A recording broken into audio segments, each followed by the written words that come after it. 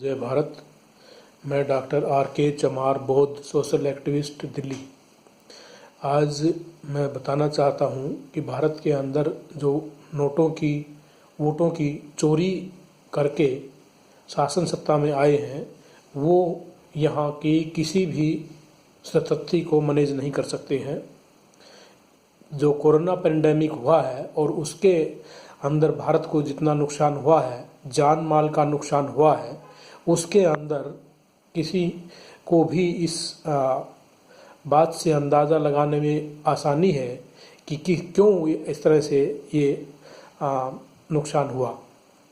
भारत के जो नेता हैं वो चोरी से बनते हैं। वोटों की चोरी सबसे बड़ी चोरी है जो दुनिया के जो देश हैं वो शायद जानते नहीं हैं, और भारत के जो नागरिक हैं वो भी नहीं जानते हैं कि भारत के अंदर जो नेता जो बनते हैं, जो आर्य जो नेता बने हैं, आर्य सरकारें बनी हैं, वो वोटों की चोरी और हेराफेरी से बनती हैं।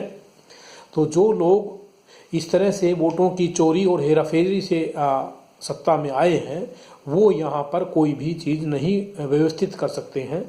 आम देखते हैं कि जब नॉर्मल रूटीन हमारा मैनेज ठीक से नहीं होता है, जैसे नॉन कोरोना जो डेज थे उनके अंदर यदि हम देखते हैं कि यहाँ सामान्य अस्पतालों में और सामान्य औषधालयों में कीड़नाल की तरह से लोग चलते हैं, वहाँ पर खड़े होने की जगह नहीं होती है।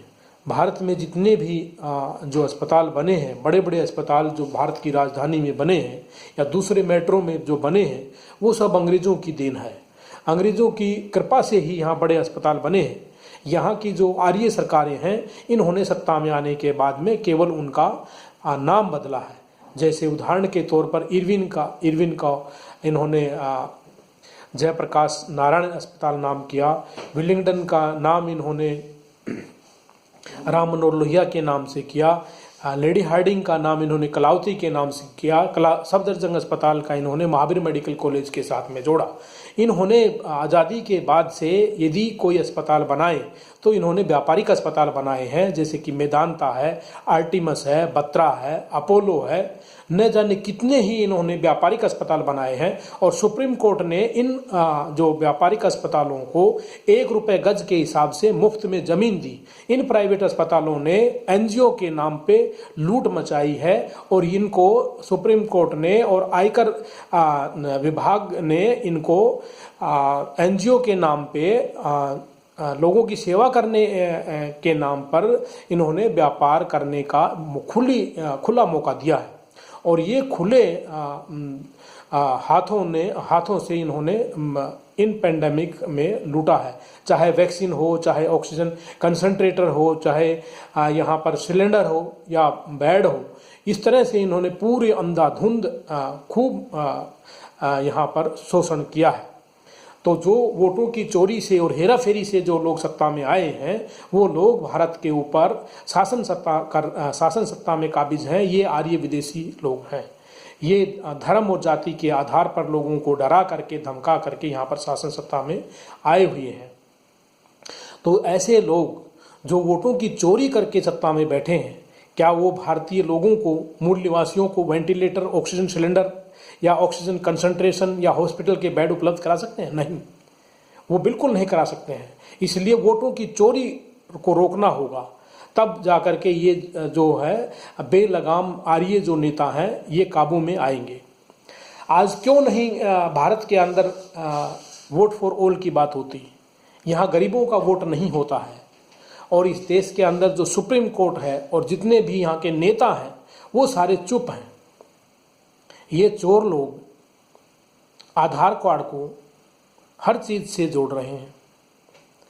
अभी तो जो दिल्ली के अंदर जो मुख्यमंत्री है वो कह रहा है कि किसी के पास में राशन कार्ड नहीं है तो भी राशन मिल जाएगा, अगर किसी के पास में आधार कार्ड है तो ही राशन मिल जाएगा, आधार कार्ड नहीं है तो भी राशन दे देंगे।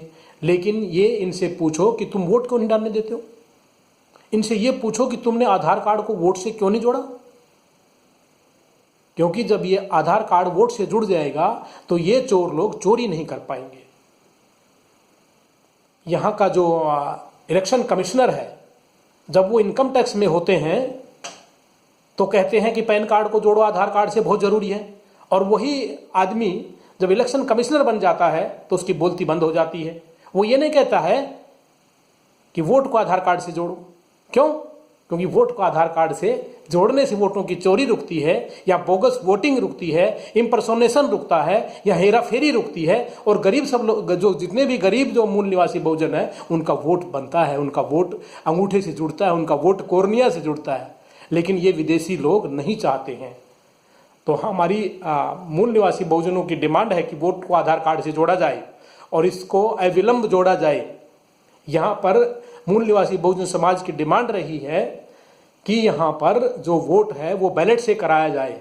जब पूरी दुनिया के विकसित देशों के अंदर बैलेट से चुनाव होता है तो भारत में क्यों नहीं होता? भारत की बहुत सारी जो राजनीतिक पार्टियां हैं इसके लिए संघर्ष कर रही हैं, जंतर मंतर पे धरना प्रदर्शन कर रही है, लेकिन फिर भी इन विदेशियों के कान पे जूं नहीं रेंगती है। तो ये इतने निरंकुश हो गए हैं, ये इतने तानाशाह हो गए हैं कि यहाँ पर ये लोग यहाँ चुनाव सुधार नहीं करना चाहते हैं, यहाँ पर सब लोगों को वोट का हक देना नहीं चाहते हैं। तो ये बहुत ज़रूरी है। और जो मूल निवासी बहुजन समाज के जो नेता हैं, जो राजनीतिक पार्टियों के जो अध्यक्ष हैं, उन सबको इस विषय पर बड़ी गंभीरता से चिंतन करना होगा।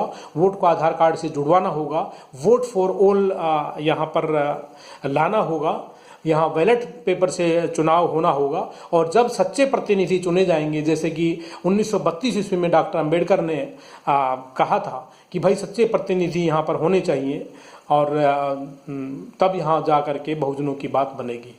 बाबा साहब तो यहाँ 2 वोट के हक की बात कर रहे थे, लेकिन आज 74 साल की आज़ादी के बाद 1 वोट भी नहीं मिल रहा। क्यों नहीं? बहन कुमारी मायावती बोलती है, बहुजन समाज पार्टी की अध्यक्ष जो 3 नंबर की पार्टी है देश के अंदर, वो क्यों चुप है? क्यों नहीं वोट को आधार कार्ड से जोड़ा जा रहा? यहाँ पर जब आदमी पढ़ाई के लिए, नौकरी के लिए या दूसरे किसी प्रयोजन के लिए शहर में आता, मेट्रो में आता है, तो उसको वोट को कौन खा जाता है? तो ये सब बहुत गंभीर बातें हैं। और मैं इस छोटे से अपने वीडियो के अंदर ये जो महत्वपूर्ण बात है उसको कहना चाहता हूँ, और एक गंभीर समस्या की तरफ आपका ध्यान दिलाना चाहता हूँ। इसी के साथ मैं आपका सबका साधुवाद करता हूँ। सभी को जय भीम, जय भारत, नमो बुद्धाय, खुदा हाफिज।